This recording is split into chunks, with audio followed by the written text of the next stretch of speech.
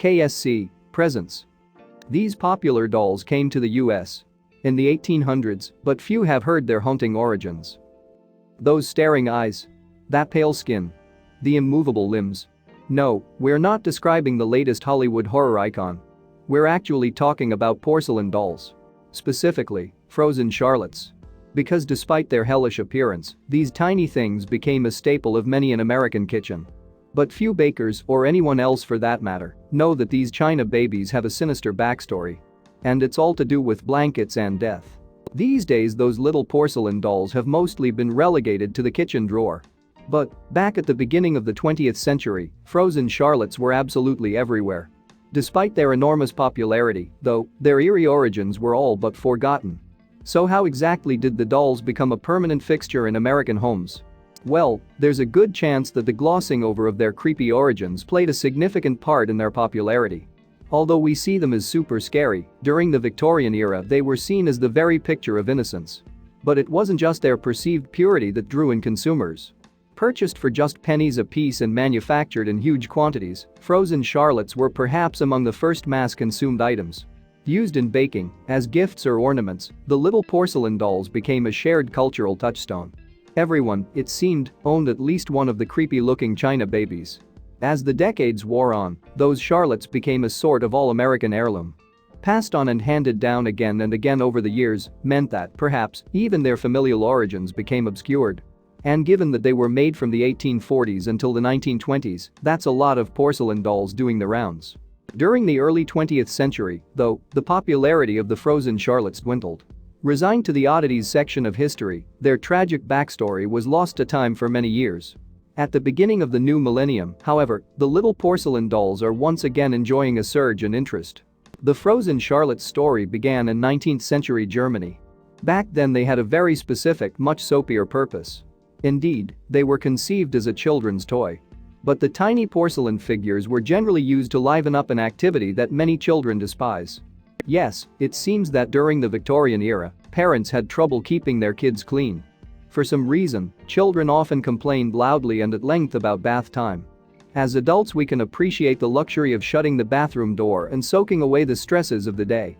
But youngsters really don't seem to get it. So to help solve this thorny issue, Victorian-era Germans came up with a novel idea. What children needed was a distraction, something to take their minds off the tedious chore of bathing. Or at least something to make them enjoy the water more. Nowadays, kids prefer a bath that includes toys. From rubber ducks to swimming Aquaman, a soak in the tub simply isn't complete without some playtime. And back in the 19th century, little porcelain children very much passed as toys. These China babies float, and apparently, that was all the distraction needed. Ah, simpler times. The dolls, named Badekinder meaning bathing dolls, became extremely popular in their native Germany. Molded in one piece, the limbs were fused on. So given the heights Victorian engineering reached, these toys were simplicity itself. And perhaps that nostalgic construction played its own part in their success. Because the dolls' low cost made them cheap to produce. Sold for pennies, the Charlotte was easily replaceable if lost or broken. Made from a type of porcelain known as bisque, the China children came with different levels of decoration, which probably helped keep the consumer price down. But it also made them creepy, as we'll soon find out. The basic model was entirely plain, all ghostly white porcelain and chubby, featuring little detail. Then there was a partially decorated version, featuring eyes, hair, and mouths, all adding to the creepy look of the dolls. Although some came clothed, they varied from full dresses to just fancy socks and nothing else. Yes, they were basically nude. And we haven't got to the sinister bit yet. Aside from the creepy bath toys used, back then Charlottes were not connected to anything remotely grisly. In fact, they became so ingrained in German culture that, when Deutschlanders began migrating to American in the 1850s, the porcelain dolls came along for the ride. And that's where the story takes a different turn. When the Charlottes pitched up stateside, they found themselves even more popular. But it was for vastly different reasons. Where once the nightmarish dolls had been innocent bath time playthings, they now became part of more community-minded pursuits. At least, they did for a while. Instead of going in a bath of hot water, Americans favored dropping the Charlottes in cake batter. Why would anyone want to bake a creepy baby into a delicious dessert? It appears to stem from the ancient tradition of putting coins into baked goods. Centuries ago, the Brits would add a sixpence to their Christmas pudding before baking it. The diner who received it not only made some money, but also gained some luck. By the early 20th century, however, it seems people had realized the health and safety implications, not to mention the financial damage, of adding money to food. Step forward the Charlotte. Yes, from its humble bath time treat origins, the porcelain dolls now became a party favorite. And not just for Halloween. That's right, baked into cakes turned Charlottes into tokens of good luck. Or, if you're unlucky, a segue to more work. But that very much depends on where you are when you get a porcelain doll in your dessert. Down south, for example, it means fortune shines on you. In other parts of the country, though, China babies mean it's your turn to make the next batch of sliced heaven. As in Germany, American production of the Charlottes was just as cheap, and they sold by the million. Added to cakes the country over, the dolls found their way into almost every American household. So those little porcelain figures had now entered the cultural lexicon of not one, but two separate countries. Not bad for a children's bath toy, right? As a result of the dolls' cross-continental appeal, around 150 years after they first hit the German market, they've once again become collectible. And while many survived the decades, far fewer made it through intact. So depending on the state of your family's frozen Charlotte, you could be looking at some fairly serious money. In addition to the range of decoration featured on the Charlottes, they also come in varying sizes. The smaller dolls, around an inch in length, were most common. But they could also be as large as 18 inches tall. So, if your family's Charlotte is small and unpainted, it's only worth a couple of bucks. However, this is not the same for all of them. In fact, if you're in possession of, say, a beautifully preserved, fully decorated 5.5-inch Charlotte, the beers are on you.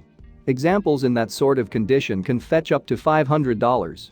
Which is a pretty penny for something that goes in cake. But there are other facts relating to the doll's popularity that don't get mentioned very often.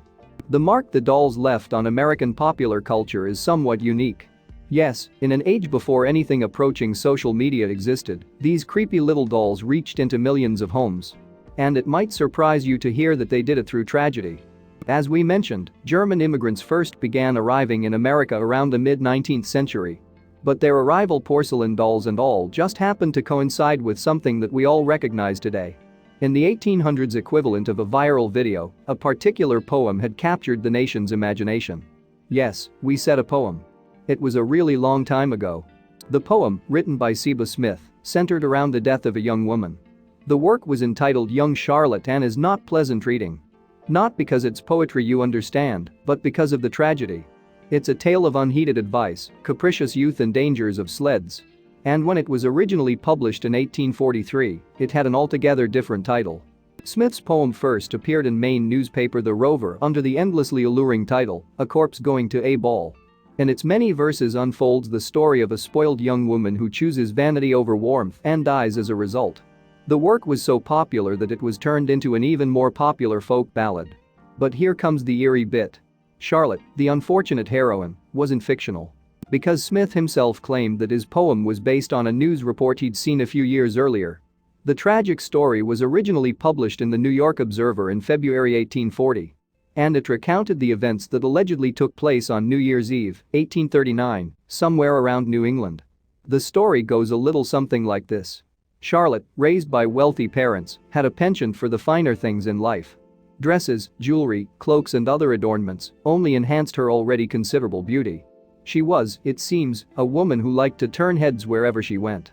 Knowing that the local New Year's Eve formal dance was fast approaching, Charlotte reportedly chose her finest gown for the festivities. She was determined to be the belle of the ball that night and wanted her outfit to be perfect. Which meant topping it off with what we can only assume was a très-chic silk cape. But the weather that holiday season had taken a wintry turn, and on the night of the ball, it was deathly cold. When Charlotte's beau, Charles, appeared to escort her to the soiree, he was atop a horse-drawn sled. Open to the elements and extremely vulnerable to the icy wind, the young woman would be absolutely freezing without a coat or blankets to snuggle under during the journey. According to a version that appeared in the Washington Post, after seeing the conditions outside it was snowing, Charlotte's mother begged her to wrap up. Given that it would be a 20-minute journey to the ball, she feared for her daughter's health. She said, "Put this blanket around you for it is a dreadful night and you'll catch your death of cold." The stubborn Charlotte, though, refused. "Nay, mother. Nay. To ride in blankets all muffled up, I would never be seen." Despite further entreaties from Charles that she use the blanket from the sleigh, the young woman continued to refuse warmth. Plus she didn't want to smell like a horse, which is fair enough. Having so carefully picked out both outfit and cloak, Charlotte reiterated her belief that she was wearing more than enough clothes.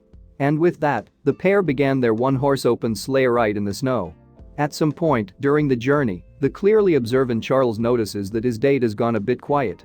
After some prodding, the young woman whispers, "I am exceedingly cold." Charles then made something of a fateful decision. Rather than say, give his freezing beau a blanket, he instead pushed onto the venue at a higher speed. Needless to say, if Charlotte was cold at regular speed, she'd have loved the new, faster, colder change of gear. The pair eventually made it to the ball, where Charles immediately discovered that Charlotte was unresponsive. He then carried her into the ballroom and later on the, we can only presume, cold floor, in a poor attempt to revive the young woman. Surely she's just extremely cold, right? Wrong. So wrong. While it can be true that slowly warming up people suffering from extreme cold can be effective, that wasn't the case for poor Charlotte. She was, by that time, far beyond the reach of any level of warmth. The young woman had quite literally frozen to death during that New Year's Eve sleigh ride. And were it not for Smith, she would have stayed in the 1840s.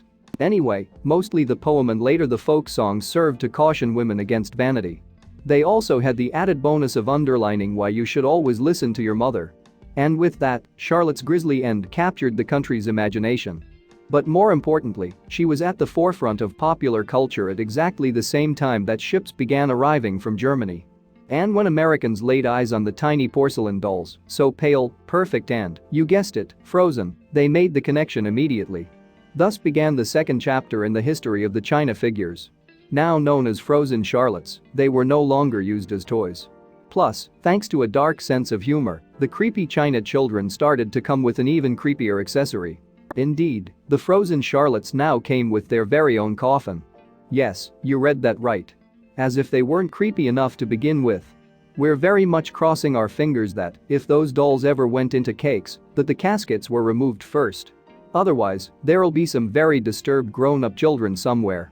And possibly with casket parts inside them. So the next time you find a creepy porcelain doll in your cake, or see one on a mantelpiece, spare a thought for that poor girl. Because you're actually commemorating the tragic death of a young woman who was a little too picky about smelling like a horse. Or wearing a coat. Stay warm, guys. Thank you for watching and don't forget to subscribe.